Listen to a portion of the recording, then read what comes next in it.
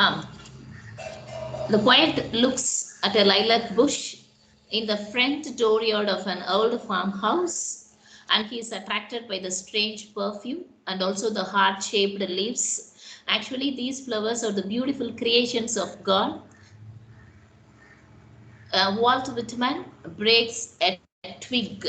Twig means ஒரு கொப்பு, a sprig.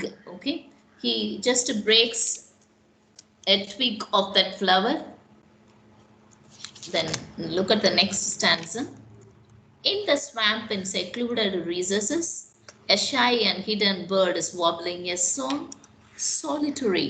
The thrush bird, that's what, the hermit withdrawn to himself, avoiding the settlements, sings by himself a song, song of the bleeding throat, death's outlet song of life.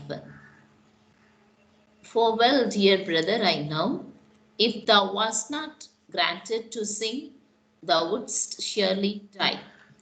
See, this is the fourth stanza. Now the poet listens to the song of a hermit bird, the thrush. The name of the bird is the thrush, the type of a bird, the hermit bird. See, the hermit bird is pouring out the lament of death. It is singing a sad song. Wobbling means singing. This bird is alone. It just avoids all the other settlements and just hides itself among the branches of the leaves. And this bird pours out the lament of death, song of the bleeding throat. The throat of the bird bleeds. It sings death's outlet song of life. It sings a sad song, pouring all the emotional feelings that Abraham Lincoln has been assassinated. So we have lost such a wonderful superhuman superhero. The bird sings a song hidden in the bush. Look at the next stanza. Journey of the coffin, we could see over the breast of the spring, the land amid cities, amid the lanes, and through old woods where lately the violets peeped from the ground, spotting the grey debris. Amid the grass in the fields, each side of the lanes, passing the endless grass, passing the yellow speared wheat, every grain from its shroud in the dark brown fields uprisen, passing the apple tree, blouse of white and pink in the arches, carrying a corpse to where it shall rest in the grave. Night and day journeys a coffin. See, in this stanza, we could see that Abraham Lincoln's dead body is carried in a train, and the journey is described in a detailed manner by Walt Whitman. The train passes through many cornfields. It also passed through apple orchards on either side, but the cloud of sorrow darkens the land. And we could see the yellow speared wheat. Eaty trees, wheat, yellow color, every grain from its shroud in the dark brown fields uprising. So all those flowers just peeped out to see the dead body of Abraham Lincoln.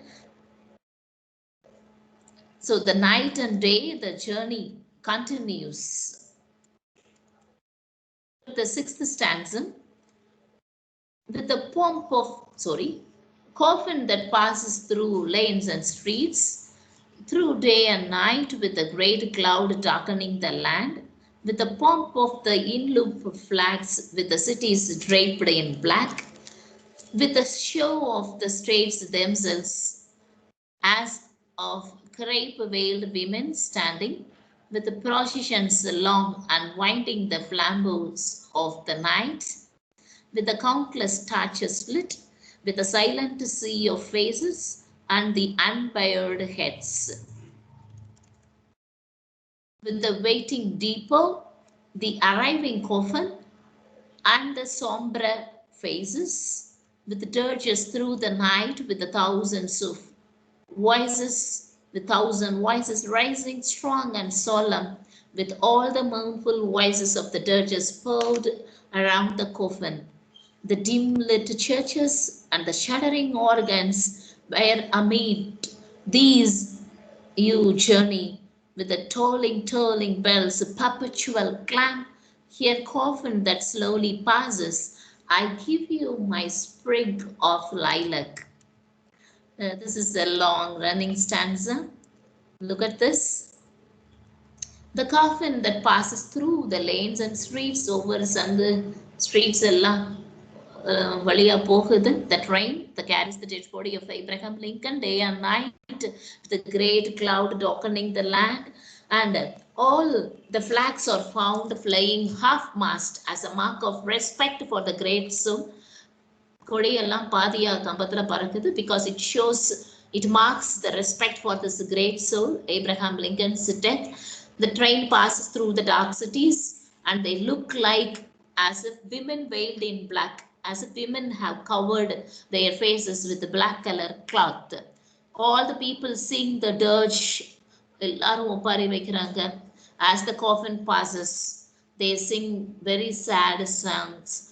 The church bells tolls and the church organs play also a melancholic note. See how the poet has used this, the shuddering organs. Shuddering na ஒரு நடுக்கம் உண்டாகிறது, a sudden shake we can call. Okay, with a long procession winding the flambeaux, the flaming torches of the night, the countless torches lit. Here they could see a number of stars lit in the sky as if they carry the light, and they could see the silent sea of faces. All the people's faces remained tranquil. They were very silent with their unbared heads. They did not cover their heads and waiting depot.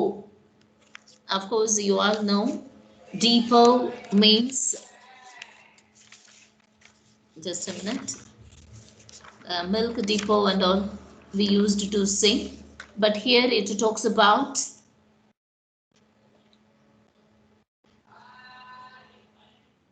waiting depot, the arriving coffin.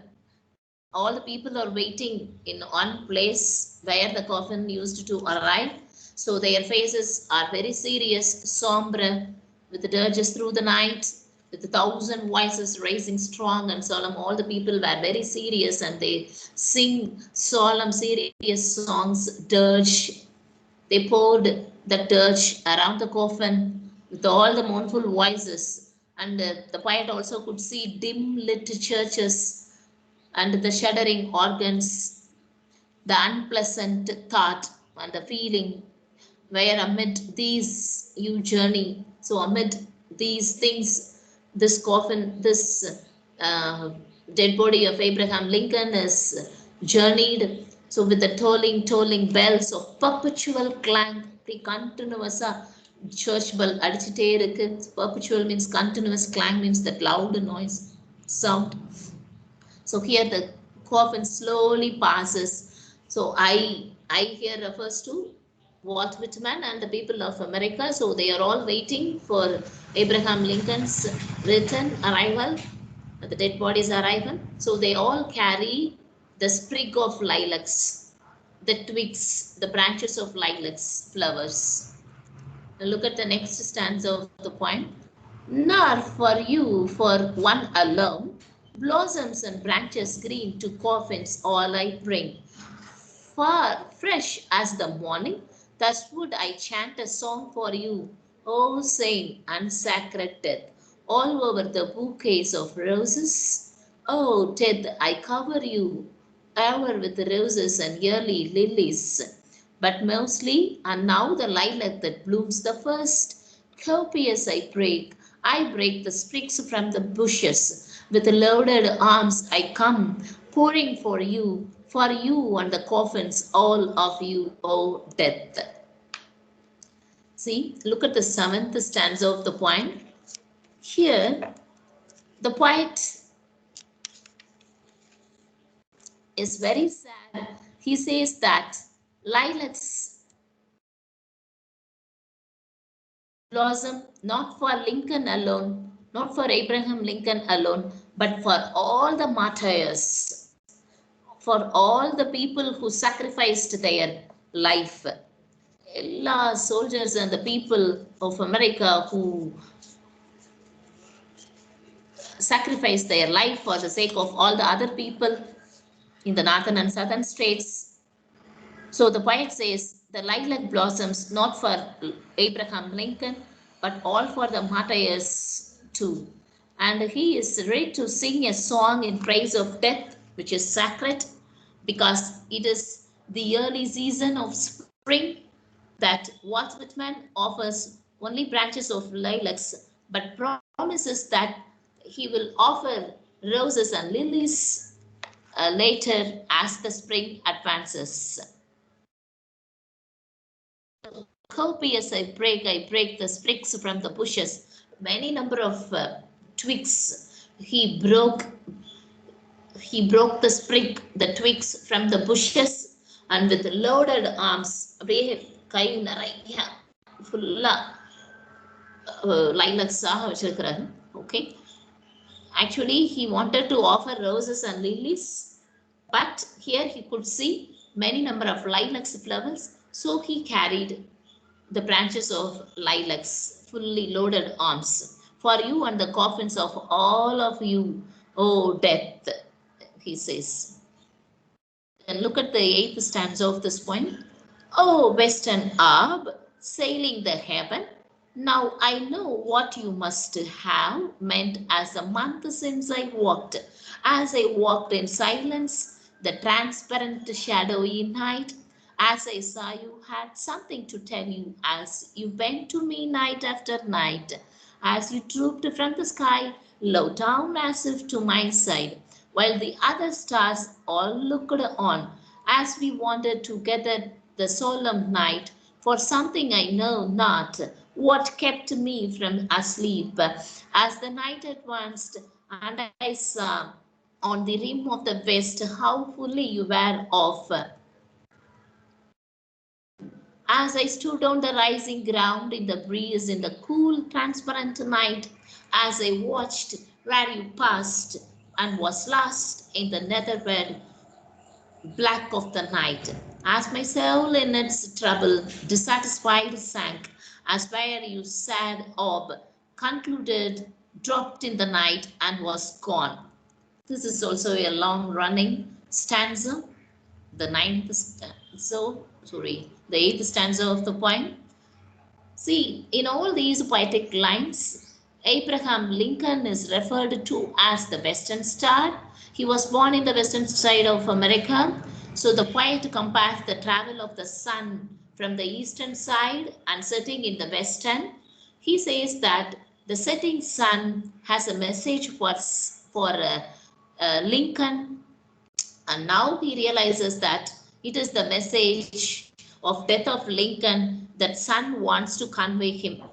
See, every day that star, that is the sun, drooped from the sky low down as if to my side, while all the other stars just looked on. So it just drooped from the sky to pass a message that is Abraham Lincoln is about to die. This is the message the sun wants to convey, Walt Whitman. But he did not understand it. So the night advanced, and I saw on the rim of the west how fully you were of how the stars were sad. As I stood on the rising ground in the breeze in the cool, transparent night, I watched you where you passed and was lost in the netherworld black of the night.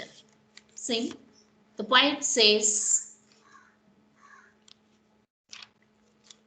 all the other stars continued to be on their orbits, but only the western star began to fall down. The western star was lost in the sky. It was lost forever. So he concluded, dropped in the night and was gone. and it was disappeared.